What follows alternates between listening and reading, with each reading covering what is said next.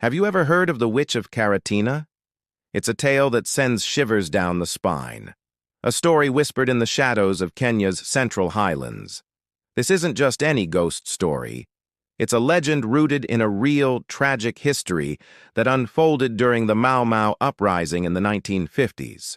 Get ready, because we're about to delve into the chilling story of Cindereri, the woman who would become known as the Witch of Karatina.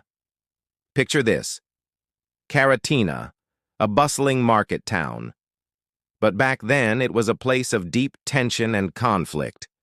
This was the era of the state of emergency, a time when Kenya was fighting for its freedom from British colonial rule. In the heart of this turmoil was a woman named Cindereri. She wasn't a witch in the way you might imagine from fairy tales. She was a real person, a woman whose name became a symbol of betrayal and terror for many. So, who was she?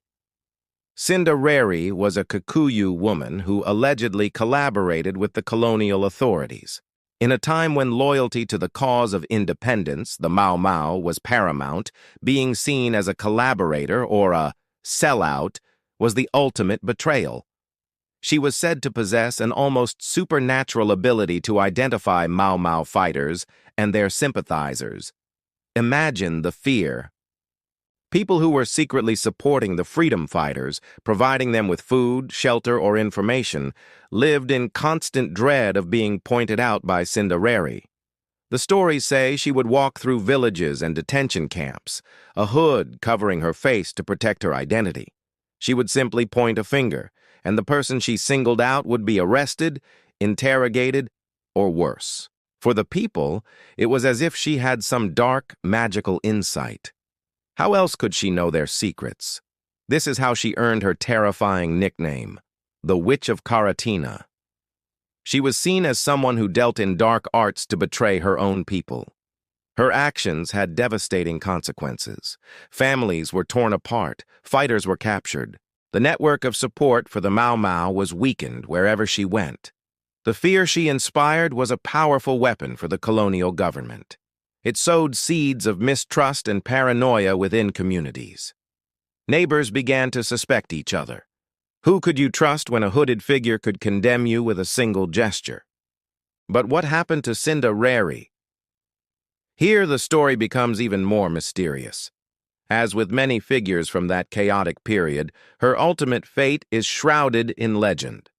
Some say the Mau Mau eventually caught up with her and delivered their own form of justice. Others believe she simply vanished, perhaps given a new identity and relocated by the colonial authorities once her usefulness ended. There are no official records, no clear ending to her story. She just faded into the mists of history, leaving behind a terrifying legacy. Today, the story of the Witch of Karatina serves as a powerful and haunting reminder of the complexities of the fight for independence. It wasn't just a battle against a foreign power, it was also a time of internal conflict, of difficult choices, and heartbreaking betrayals. It's a dark chapter in Kenya's history, a tale of how fear can turn a person into a monster in the eyes of their community. What do you think? Was she a cold-hearted traitor or a victim herself, forced into a corner by the circumstances of a brutal war? Let me know your thoughts in the comments below. These are the stories that shape a nation, and it's so important that we remember them. Thanks for joining me on this journey into a dark corner of history.